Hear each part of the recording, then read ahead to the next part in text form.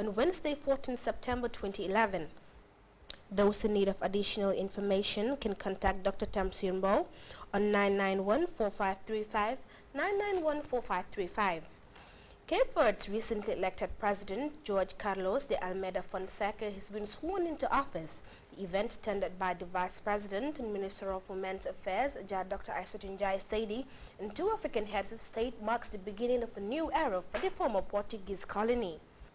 The Coastal and Marine Environment Unit of the National Environment Agency recently held a one-day meeting with the local actors within the coastal zone in a bid to strengthen collaboration and sustainable partnership.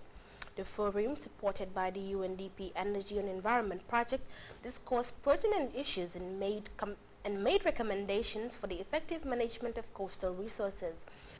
Well, after doing the plowing and sowing on their farms cultivated in response to President Jammeh's back to the land call, the cabinet ministers on Sunday visited their 2.5-hectare maize field and a 2.8-hectare finder farm in Jalamba to guard the performance of the crops. An enthusiastic crowd of volunteers from Laming Woyoto Saturday descended on President Jammeh's Sifo farm to remove weeds.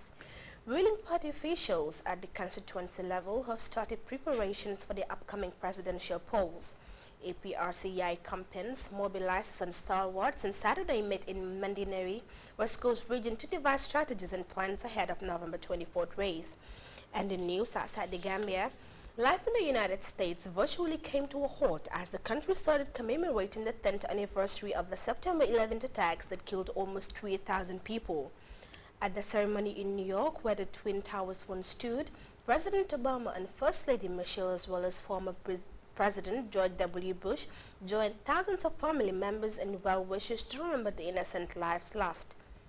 As the nation stood for a minute's silence to mark the exact minute the planes hit the towers, the names of all the nearly 3,000 were read out. President Obama later paid his last respect to the deceased.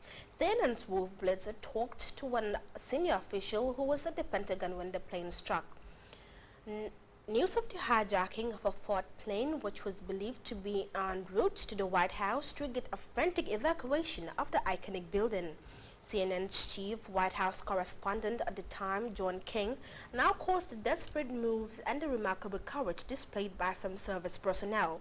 You are reminded that you can also follow the day's stories and other GRTS programs live on our website at www.grts.gm.